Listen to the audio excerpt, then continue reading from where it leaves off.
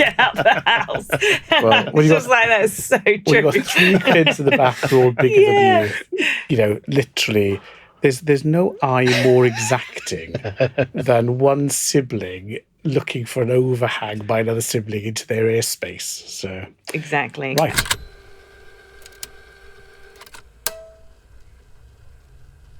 Hey, welcome. We're back in the studio, this time with the one and only Mr. Tony Preedy, which has taken us, years to get into the studio. So massive thanks for joining us. But why don't I learn the lesson? Because last time Georgia told me off for my absolute rubbish introductions. So let's try to do this properly.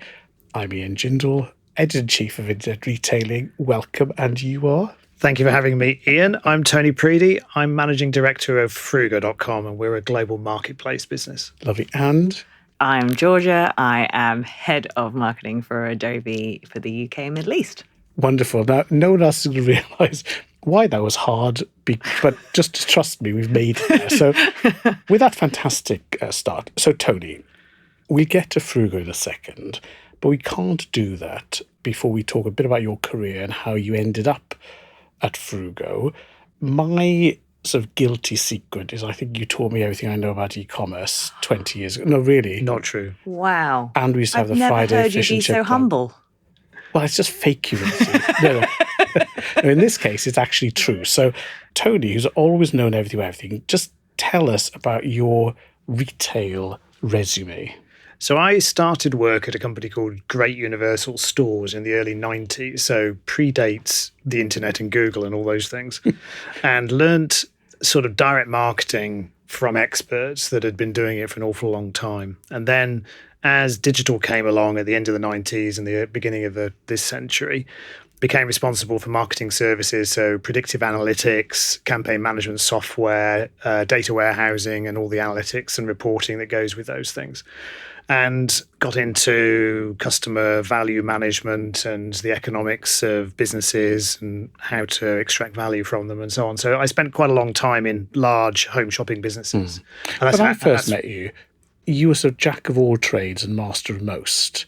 Because I think at the time I joined, you'd just been through, I think, the competition commission work. I was stunned at the fact you knew everything about every part of this enormous business. So you had covered quite a lot analytically as well. So you're bringing those bits together. Well, I was the junior member of the team that was responsible for representing the two businesses that the Barclay brothers had bought. So they'd bought Littlewoods a few years earlier, and then they'd acquired the GUS business from Gus PLC and were approaching the Competition Commission for permission to retain the two businesses. And so that was a very great opportunity to sort of learn management consultancy and a lot of what the sort of the very expensive lawyers and accountants do day to day. So, but it did give you a great grounding in all of the aspects of both businesses, because we were representing them in argumentative form to the people who ultimately agreed that the businesses could be combined. Great. Well, now we know what the expensive lawyers do, which is give it to the person that actually reads the stuff and lets them crack on it. So there we were, Littlewoodsing away, Shop Direct. I lasted not very long and haven't had a job since, but you carried on.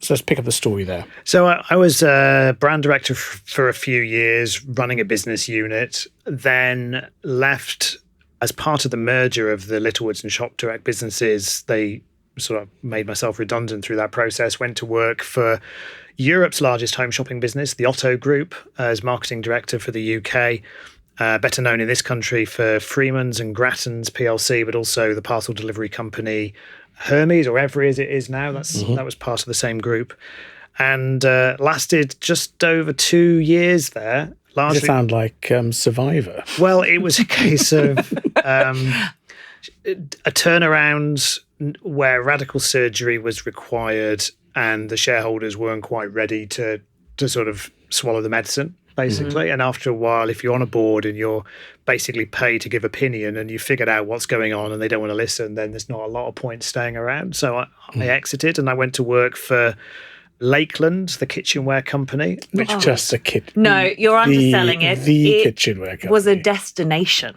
It's a fabulous business, and I'd been a customer of it for many years, so it was a delight to go and work there. I was marketing director there for 10 years, so I got to do creative stuff with catalogs and websites, as well as some of the data stuff as well. And you sold people on those lovely silicon bread making funny things that I bought. Still use it 3 times a week. Honestly, What? you were there for the best 10 years.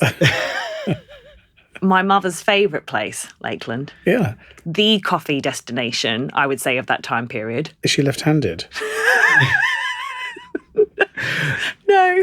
No, but basically left-handed anything I know as you well. could. My dad is left-handed. That's why I'm laughing. There we I are. understand. Yeah. Left-handed teaspoons, Yeah. absolutely. It's what everyone ever needs. So I left Lakeland for a number of reasons, but one of them was recognizing that making money in multi-channel retail is really difficult. Pause, because we have a lot of people telling us it is, a lot of people telling us it's not. So what makes it difficult? Surely it's no more difficult than making money from retail. I think the challenge with e-commerce, if you think about how it's grown for most multi-channel businesses over the years, is that it's become a whole bunch of incremental costs, and generally speaking, hasn't generated sufficient incremental revenue to cover those costs. So essentially, you've spread the sales you were going to do anyway over a larger cost base. So that's a problem in the first. And then second, there is a slow, gradual erosion of traffic from physical stores to digital. And so you've got the same problem with the stores, which is you've got all the costs, in fact, rising costs of rent and rates and energy and so forth and staff, and fewer people buying through the stores. And then you end up having to figure out, well, actually, is this just a brilliant advertisement for my website? And actually, if I close the store, do I actually lose online sales? And so you spend an awful lot of time trying to figure out the economics of multi-channel retail. But in essence, I think physical retail is becoming a challenging place to make money. But the benefit of physical retail is that once you have repaid your fixed costs, the marginal profit on each incremental sale is relatively high. Whereas with e-com, as you grow and grow, you still can't dump the order level costs. So it's inherently at scale less profitable, and therefore we spend a lot of time trying to have channel strategies, whereas in reality, as George's response, my response to Lakeland shows, I don't think of myself as a Lakeland shop customer. I've only ever been to 2 of them. I don't think of myself as a Lakeland web customer. I see myself as Lakeland. It lightened our lives. So the brand doesn't give a toss about channels. It ought not to. And I think still a lot of businesses think about their P&Ls in channel terms rather than in customer terms. I think that's a mistake. But ultimately, you're right. You have to look at it holistically. But the costs are specific. So you have a store, it is a cost. You have to make a decision as to whether or not you think you can justify the continuing expense of that store. And in some cases you can, and in some cases you can't. And you're right about the difference between sort of fixed and variable costs in the terms of the 2 different channels. But Black Friday is called Black Friday. One of the reasons it's called Black Friday is because it takes that long through the year for most retailers to make money. And so, yes, they are making money in that store. That, if you will, that fixed cost repayment occurs, but it's usually with 6 weeks of the year to go. Yeah. And it can be quite dicey if that goes wrong. Yes. Well, that's a cheery thought. So you did Lakeland, full of love, sheep outside your office window. They were. The air is so pure that it hurts the lungs. And then you think, oh, I know, I'm going to travel down to that there Manchester and join a thing called Fruugo. And I can remember when you joined, I was somewhere between teasing and incredulous because I didn't really get the business model. So just tell us about Fruugo, because you've filled your house with bits you've stolen from Lakeland. So left-handed goods. You can't have any more left-handed jar. It was 1 in, 1 out in our house. I was banned from buying anything else. Something had to go each time it arrived. Yeah. So I thought, what I need is to go to a place with 1 trillion products because life isn't complicated enough. So goodbye Lakeland, hello Fruugo. Just talk to us a little bit more about why you made the move and what Fruugo has become. Well, let me start with what Fruugo was. The bit I didn't understand. Where it came from. So It was originally founded in Helsinki. It was a Finnish business. And I think that's important because as I've got to know the business, you get to know a little bit about the Finnish culture, which is quite isolated. Nobody speaks Finnish. I mean, nobody speaks Finnish. Hey, you're talking to a Welshman. Apart from Finns. So the founding idea for Fruugo was that cross-border e-commerce should be as simple as domestic e-commerce. So language and currency shouldn't matter. And sat in Finland, that's quite an attractive idea. And the investors that sort of were sold in on that idea were quite wealthy people. A guy called Risto Salasma was the principal shareholder. He had made his money selling his software business, his F-Secure sort of business, and was at the time very senior in Nokia. So Fruugo was not connected to Nokia apart from through him, but nevertheless, he and the fellow shareholders bought the vision and funded the development of this bespoke platform designed to make cross-border e-commerce frictionless to the tune of about 35 million euros over about 5 years. Wow, I wish I'd known them. And what they did was build an absolutely spectacularly good set of processes and applications, very well architected, to solve that problem at scale. What they failed to do was monetize, or rather to solve the retailer acquisition and the cold start problem that all marketplaces have. And due to the fact that Nokia was really struggling and needed a lot of Risto's attention, the iPhone had just come along and was really starting to sort of eat their lunch. He sold the business, and he sold the business to UK shareholders who had been involved in it prior to that and who had a UK business. They merged the two together. And so Fruugo continued, but based in the UK instead of in Finland. But still with that lovely name, which you're going to tell me means something. Yes, surely it means something in Finnish. It is selected so the real truth, I'm not sure I'm supposed to put this on the public record, but the real truth is that Google Shopping was originally called Fruugal. Oh. And, was it? And the original name was Fruugal, and so they picked Fruugo because they thought it sounded quite similar. I mean, that's smart. I just never knew. And any lawyers listening, that is just an urban Inspired by. Cannot be confirmed. But the Fruugo also is, it is a meaningless word. It's a made-up word, and it is therefore not present in any language, and therefore it's trademarkable. Right. Right.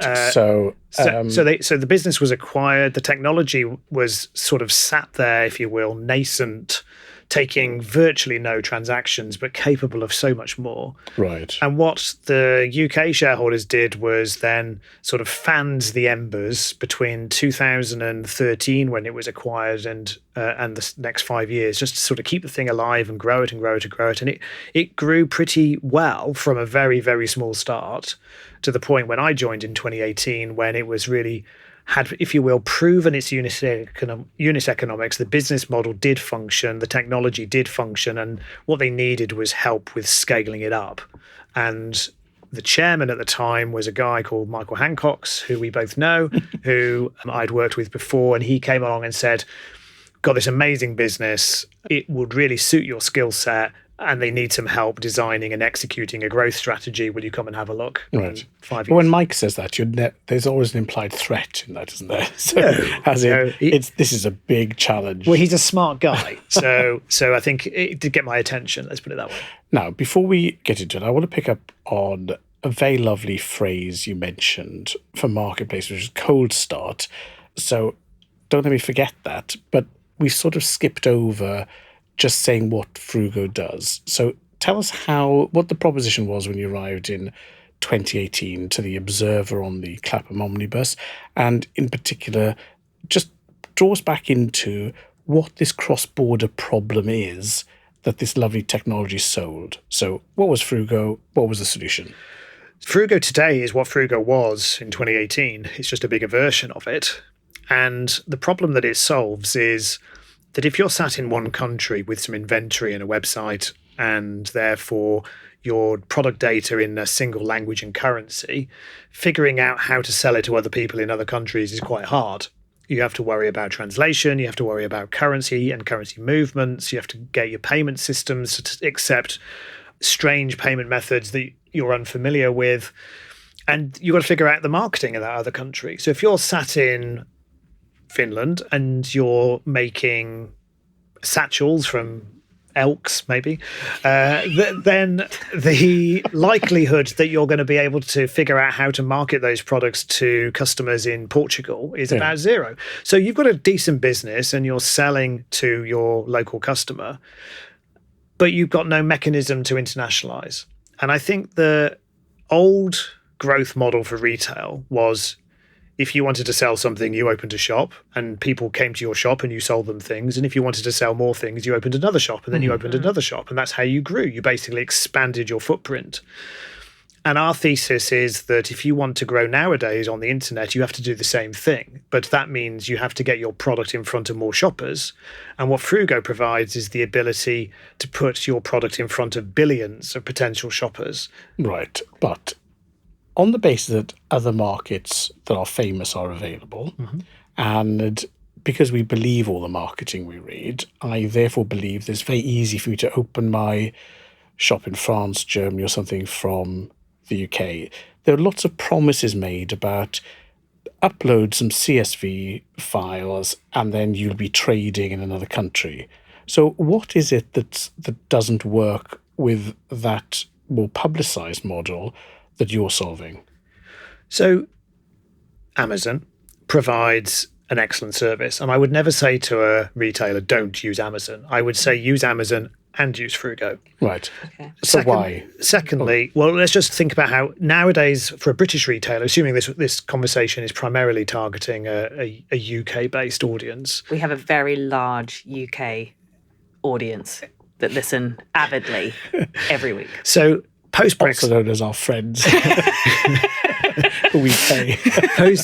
Post-Brexit, you now can't synchronize your Amazon stock from the UK to Europe. You have to basically export it from the UK, import it into the EU, put it in an Amazon warehouse, go through all the paperwork and the logistics of that.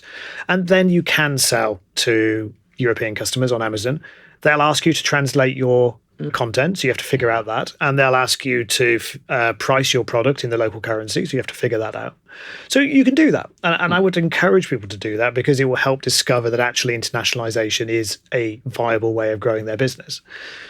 But Amazon's only going to do that for you in a certain number of countries. We'll do it for you in 40 countries. We'll do the translation for you. We'll do the repricing for you. So you'll give me your products in British pounds, and I will always pay you in British pounds. I will always pay you what you told me you wanted to be paid for it. So I won't monkey about with the pricing.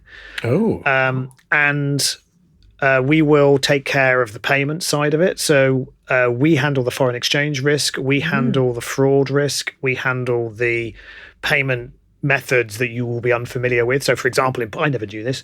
In Portugal, one of the popular ways to buy online is to buy online and then go to a cash machine and deposit the cash into the cash machine, type in a code, and that's how you pay for your goods.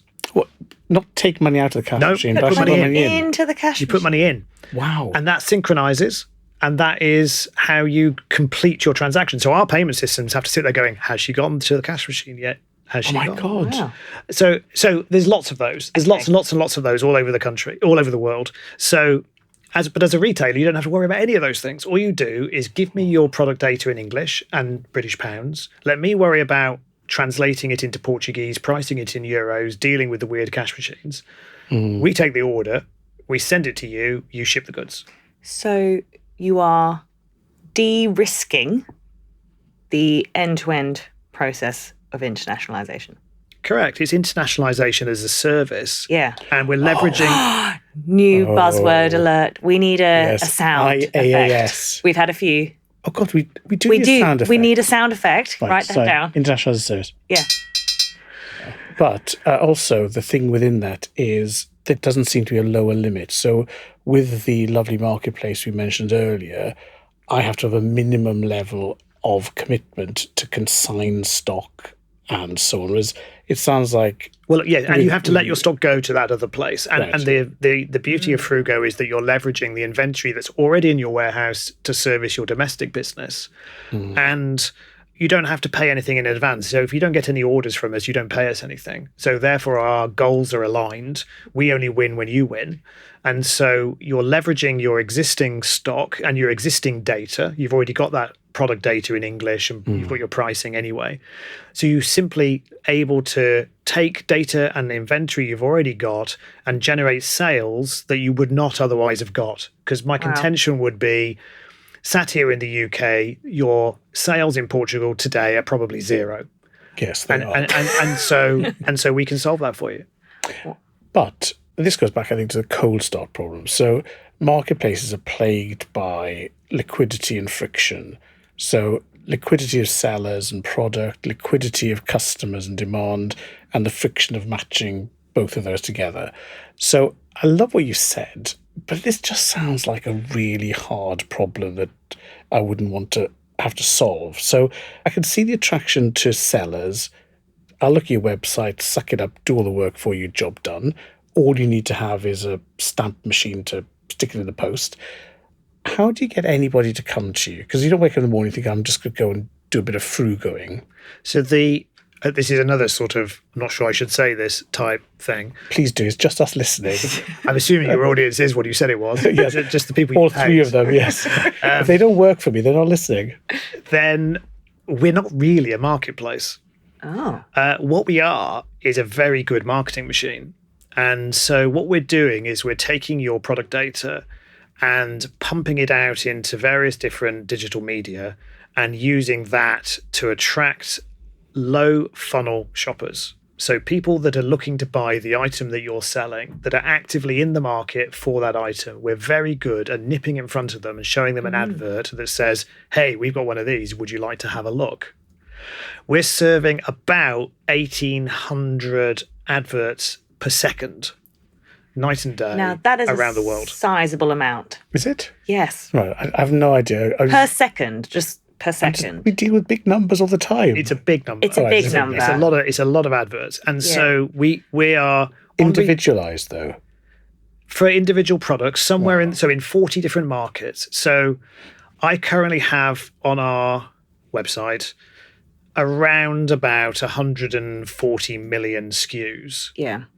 And those 140 million SKUs are then retranslated and repriced into 40 markets. So in total, there are billions of these virtualized, localized products for which we are then serving advertising. And the advertising algorithms are brilliant at detecting when it is profitable to show an advert to that customer at that moment. Yeah. Because if they click it, I pay for that click. And I only earn if the customer checks out and buys. And that's the commission I then charge to the retailer. Now, that is, as we just said, a very, very big number. So from a marketing perspective, I'm interested in, I'm presuming you have a lot of similar products. Mm-hmm. So if I'm a seller and I'm selling a product, how are you marketing multiple of the same to or functionally equivalent, or functional equivalent, let's say, at the same time? And how are you not? I mean, I speak out of interest as a marketer, not cannibalizing your audience. Is there a kind of a strategy behind that? If I'm looking at Fruugo and going, I think I'm really interested, but you've already got 100 of my, or a million of my bottle, for example. I can't go into the sort of the secret sauce, if you will, Damn. the secret sauce recipe, but I can answer your question, which I think is to say, if you're a retailer considering joining the platform, what do you need to care about? I think that's the essence of your question. And it wasn't actually. That's how you're turning it. She was she's asking you the secret sauce. I wanted the secret sauce so I could go back to Adobe and look extra smart. But I will accept your very clever marketing answer on. Well, my answer is I will lean towards the question, the original question, because I think the truth of it doesn't really matter if there are 100 people selling the same item ultimately, or at least the same functional use, if you can win the sale. And so the question is, what causes your product to show over others? Okay, got it. And there's some obvious, if you will, hygiene factors. So price and availability matter, obviously. But then it goes back to copywriting, and that takes me all the way back to my sort of original direct marketing days, and the books that were written in the 60s and 70s and 80s about direct marketing. And even there's a guy called Claude Hopkins who was famous for writing direct marketing adverts in the 1920s. He basically wrote the book on off-the-page advertising and on direct marketing. And that stuff really, really matters today, 100 years later, because if you can write good copy for your products. And nowadays we'll worry about the keyword relevance of the things that a customer might type into a search engine that will cause them to find or want to see your product. Then you'll get your edge. So I would argue probably the most underutilized lever the retailers have got is copywriting.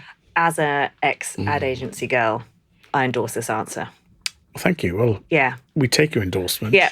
Thank you very much. No, I mean, it is one of those things that isn't spoken about that often. And I think especially when you think about how we're automating a lot of the digital ad serving and, especially copywriting and the art of copywriting. So before we go back to that and ask the obvious ChatGPT question, which I will leave hanging, I just want to finish off on this cold start liquidity thing. So again, if I just play it back, and I think this is what we some years ago, is this sounds like a search arbitrage model where you're dealing with billions of items for a very slim margin with relatively high risk or high sensitivity to the accuracy of your bid engine, which sounds like a disaster to me. I mean, I'm not a gambling man, but that just sounds really hard. So just tell me how you're managing that aspect. Have I mischaracterized it? And then move on to how you're building liquidity in terms of reach to consumers and onboarding people to the platform. Well, I would only challenge the characterization of it as a disaster, because clearly it works pretty well.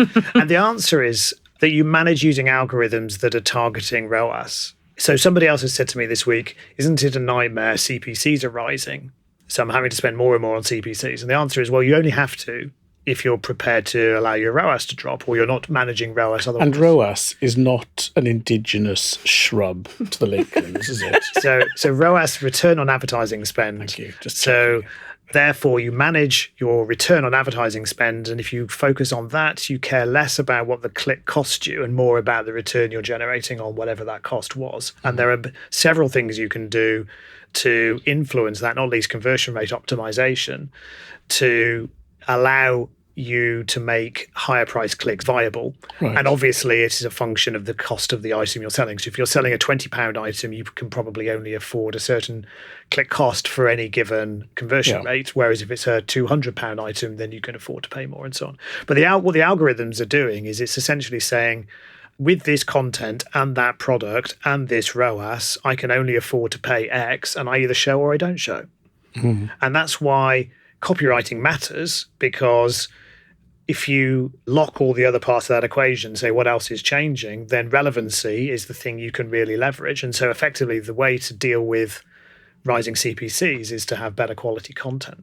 Fine. Now, I come to the platform, I give you my stuff, you go translate. I never get a sale because my copywriting is rubbish. So you've done a good translation, it's just I was rubbish, I don't care, I hadn't read the book.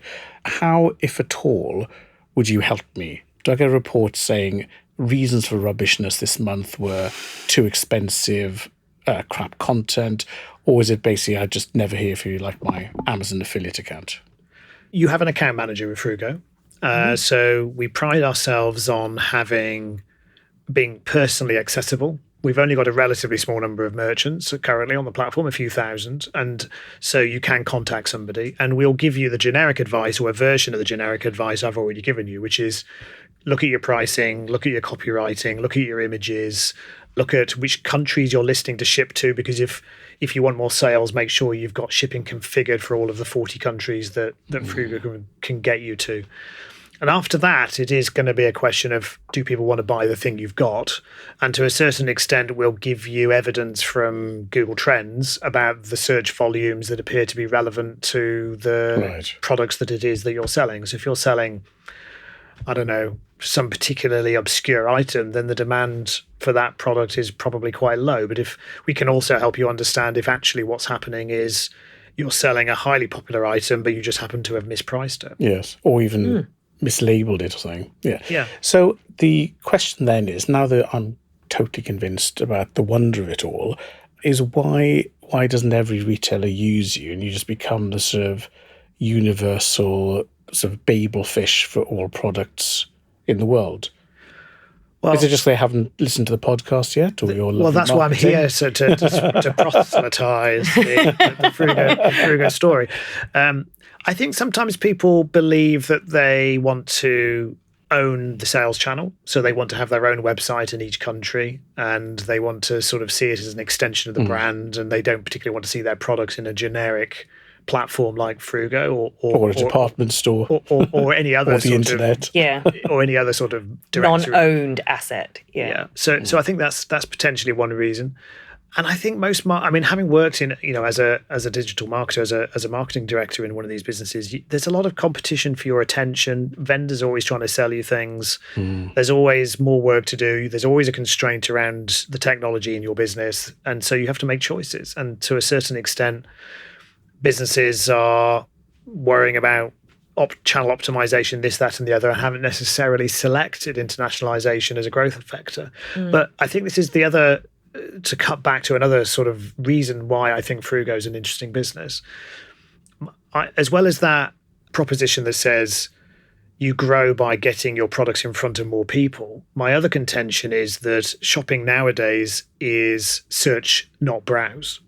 So whereas sort of 10 or 20 years ago, if you wanted to buy something, your consideration set was who sells such and such. I'll go look at what they've got and browse their range. You don't do that anymore. You type it into your phone and you type it into a search engine and you look at the results that come back and you follow the breadcrumb trail and you end up buying something. But I think what we're seeing alongside that is that the idea comes from somewhere.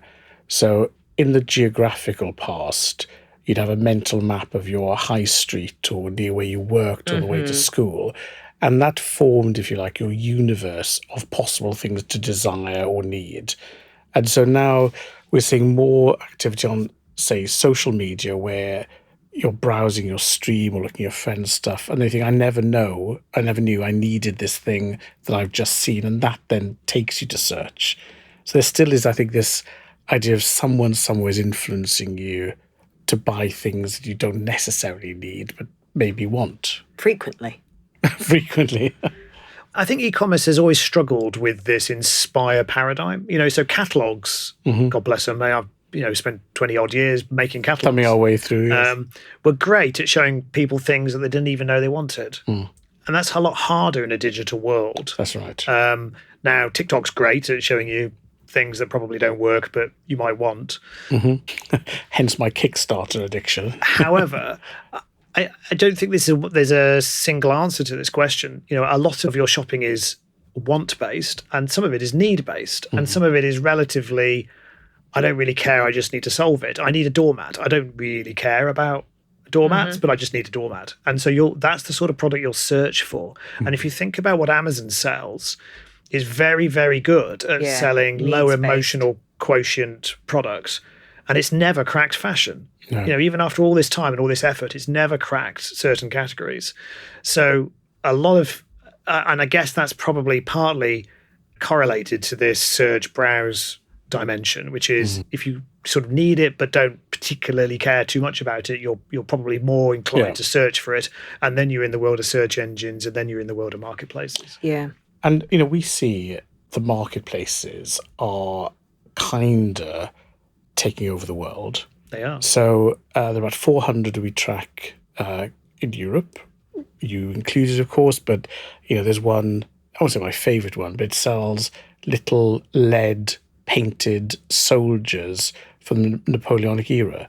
And the passion, Napoleonic era soldiers, not from there, the passion of the buyers and sellers, very knowledgeable, it's a bit like a club. So loads and loads of marketplaces. 57% of web traffic across Europe goes to marketplaces. 57%. And what they're looking for, brands, things, whatever. And then the retailers are getting around 20% and the brands are getting around 20%. But given that the reason you go to retailers is for the brands and the marketplace is often for the brands or the products, it does mean that in terms of customer time on site, the retailers are getting squashed to be, if you like, the operational cartilage between brands and the products. So, we just see the marketplaces are growing in every country, led initially by France, but the UK now is, as committed to marketplace time? Well, Fruugo is exciting as a place to work because it's at the center of 3 enduring and game-changing trends. One is the movement of retail from physical to digital, and there's still vast amounts of shopping still to move, even this far into the e-commerce journey. Secondly, the one you've just been describing, which is the transition in e-commerce towards marketplaces. And then thirdly, the trend for e-commerce marketplaces to be cross-border. And so in Europe, it's very common to trade across national boundaries, but it's also becoming now common to shop across global boundaries. Yeah. So you're at the heart of one of my other favourite buzzwords, which is a lovely Venn diagram. You are at the epicenter of the ultimate commerce Venn diagram.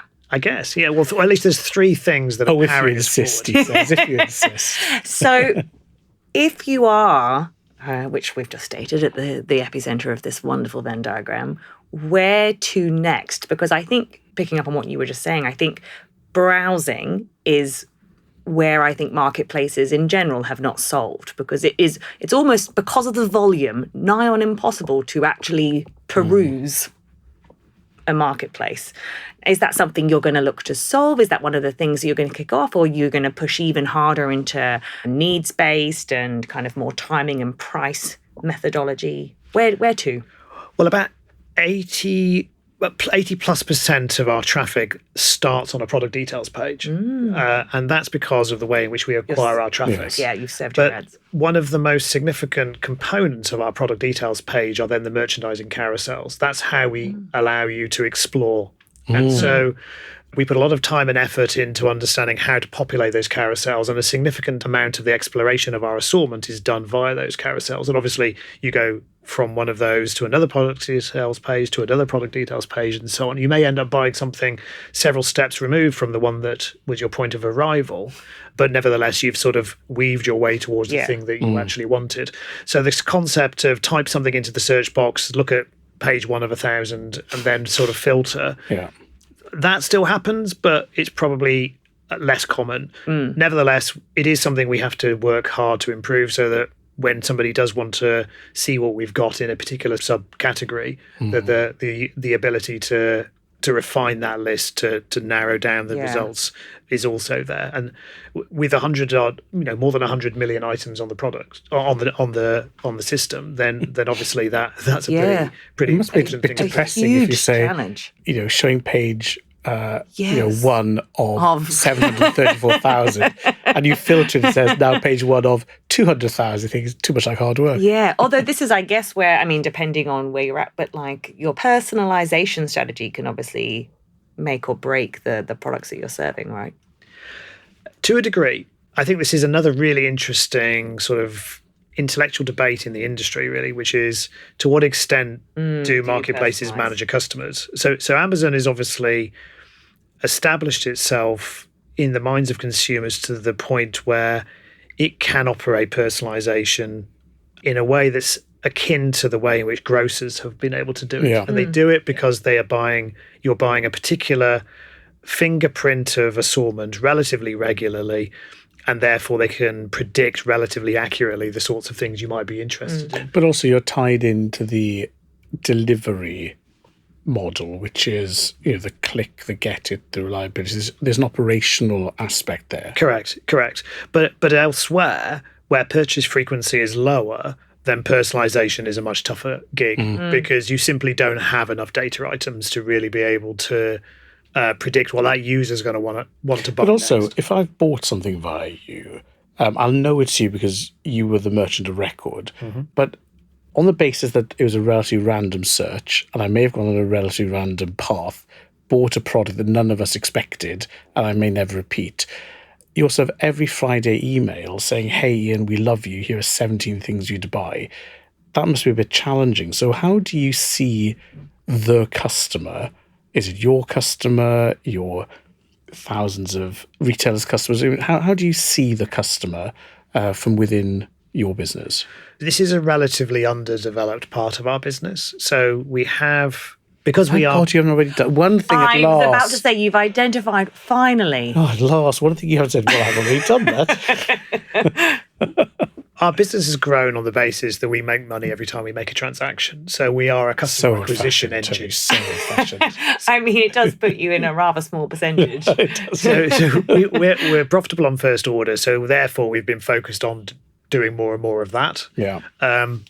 The opportunity to sell to the millions of shoppers on Fruugo is clearly an opportunity, and it's something we're developing this year. But you're right.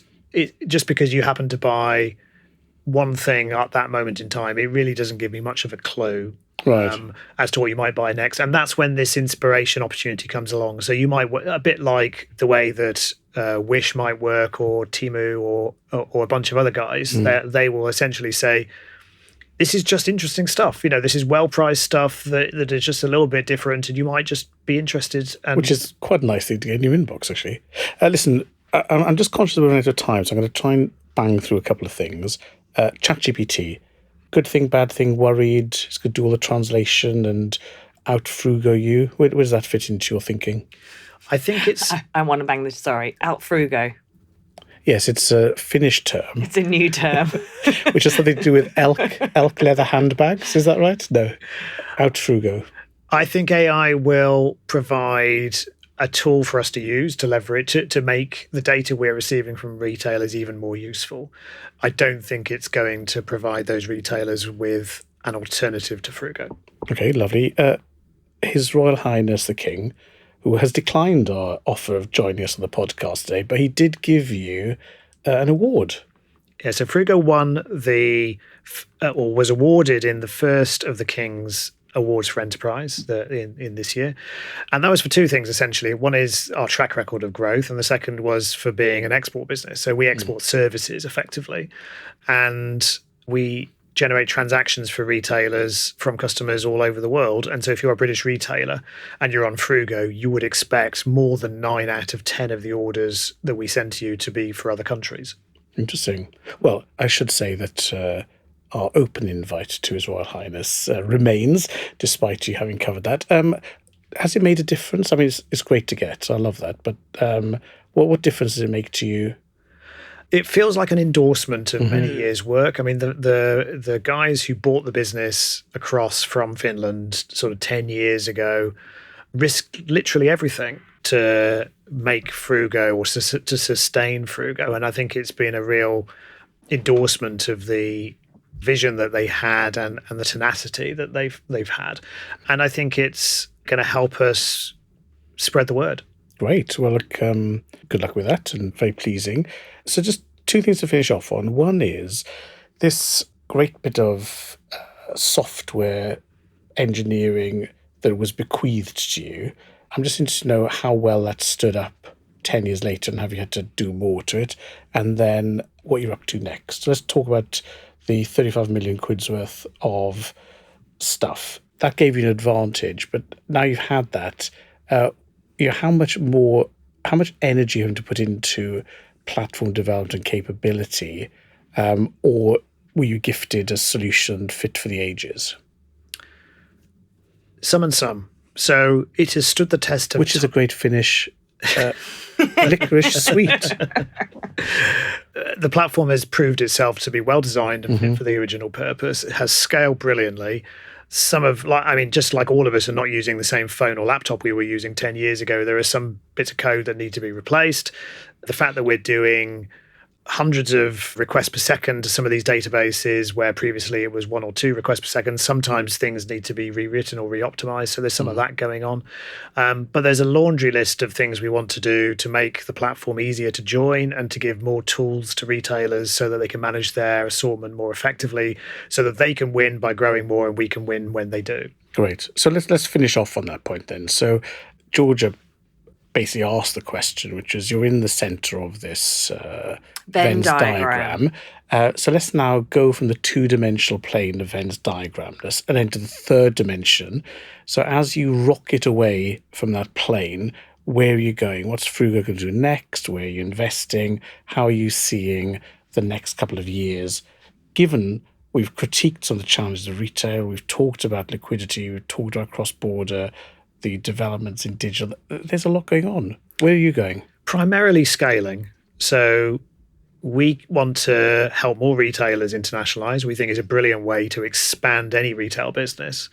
We want to do it for more people. And as I think I said to you earlier, we're currently doing it for a few thousand, and the opportunity space is tens of millions. So there's massive opportunity space for us to grow into.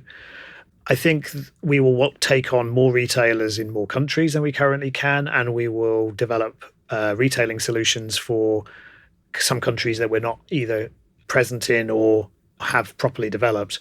I think if I could manage to get a whole bunch of the stuff that is near term important and urgent out of the way, I'd love to be selling into China.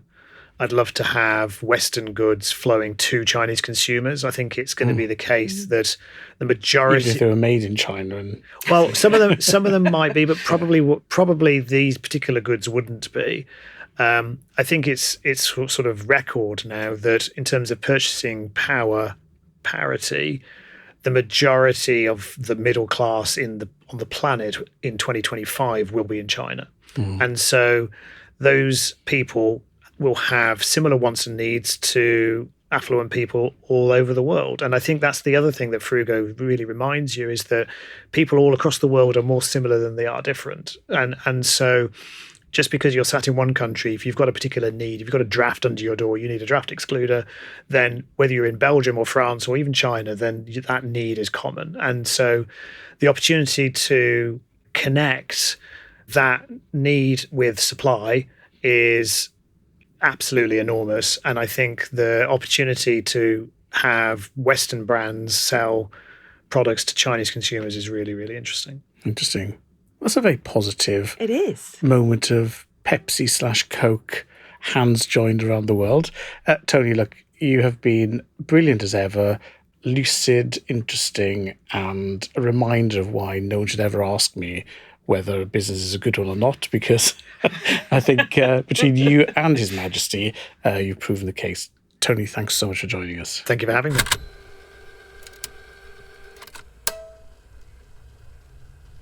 I'll think of some kind of, maybe a tambourine. Klaxon. That clax is too Too obvious. An Rogan, ocarina. isn't it? Ocarina. But you could just use your fingers. Swanee whistle. I'm going to bring something.